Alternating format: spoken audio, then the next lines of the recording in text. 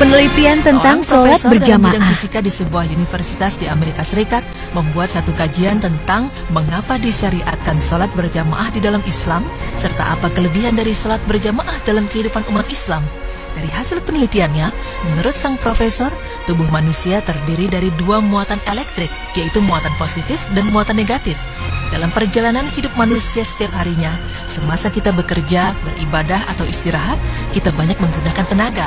Dan dalam proses ini, berlaku pertukaran muatan-muatan positif dan negatif, yang menyebabkan ketidakseimbangan muatan-muatan tersebut di dalam tubuh kita. Ini menyebabkan kita merasa letih dan lesu apabila kita selesai menjalankan aktivitas-aktivitas harian kita. Muatan-muatan ini perlu diseimbangkan untuk memulihkan kondisi badan kita kembali normal, agar kembali segar dan dapat menjalankan aktivitas-aktivitas lain tanpa gangguan. Lalu apa kaitannya dengan sholat berjamaah? Kait dengan sholat berjamaah, timbul satu persoalan di benak profesor tersebut. Mengapa dalam Islam disyariatkan untuk sholat secara berjamaah? Dan mengapa sholat 5 waktu yang didirikan oleh orang Islam mempunyai bilangan rakaat yang tidak sama? Zuhur 4 rakaat, Asar 4 rakaat, Maghrib 3 rakaat, Isya 4 rakaat, dan Subuh 2 rakaat. Sebagai seorang non-muslim yang mempunyai ilmu yang tinggi dalam bidang fisika, profesor tersebut berpikir untuk menjalankan kajian tentang perkara ini dan mengaitkannya dengan aktivitas-aktivitas harian yang memerlukan pemulihan muatan-muatan positif atau negatif tadi. Pertama sekali, sang profesor mengkaji kaitan jumlah rakaat dan sholat berjamaah dan fungsinya dalam menyeimbangkan muatan-muatan elektrik di dalam tubuh manusia. Pada saat melakukan sholat berjamaah, kita disyariatkan supaya meluruskan dan merapatkan barisan atau saf. Bahu bertemu bahu dan tumit bertemu tumit. Dan pada saat tubuh kita bergeseran dengan tubuh jamaah lain yang berada di kiri dan kanan kita, tubuh kita mengeluarkan muatan-muatan yang berlebihan. Dan muatan-muatan ini akan ditarik oleh muatan elektrik yang berlawanan dalam tubuh rekan kita. Jamaah lain juga akan mengeluarkan muatan-muatan elektrik dari tubuh mereka. Dan muatan elektrik ini akan ditarik oleh muatan yang berlawanan dari tubuh kita. Dengan ini, berlakulah keseimbangan muatan positif atau negatif. Maka semakin lama pergeseran ini berlangsung, semakin seimbang dan semakin segar tubuh kita. Penelitian ini sejalan dalam kehidupan sehari-hari kita.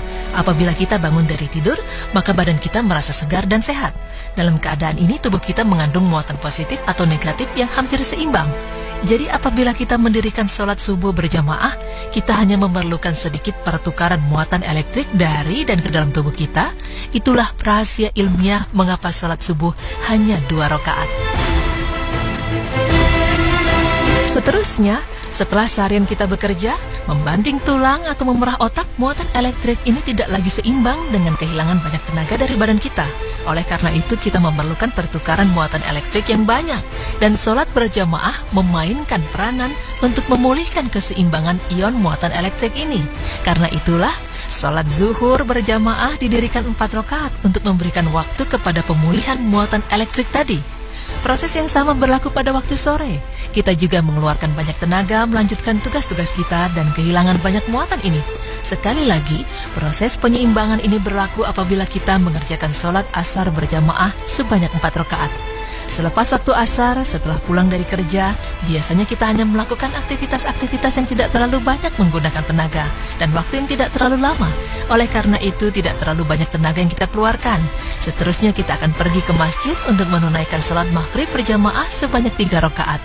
Pengurangan dalam rakaat ini berlaku karena kita tidak kehilangan terlalu banyak tenaga dan penyeimbangan muatan elektrik ini berlaku dalam jangka waktu yang agak kurang dari sebelumnya, zuhur dan asar.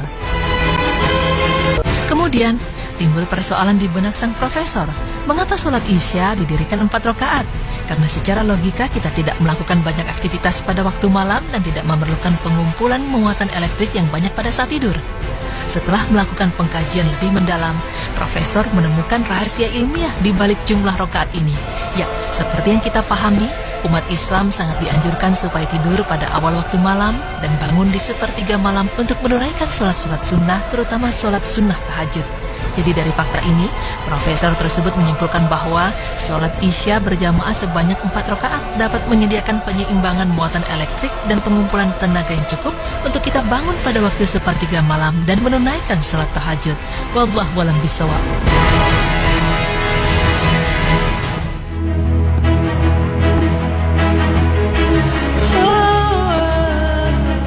Pemirsa beriman, itulah penjelasan mengenai rahasia ilmiah di balik sholat berjamaah yang dapat menyeimbangkan dan menyegarkan tubuh jika kita kerjakan secara berkelanjutan.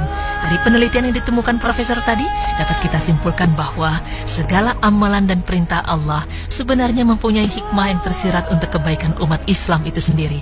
Sungguh hanya Allah lah yang maha mengetahui segala sesuatu.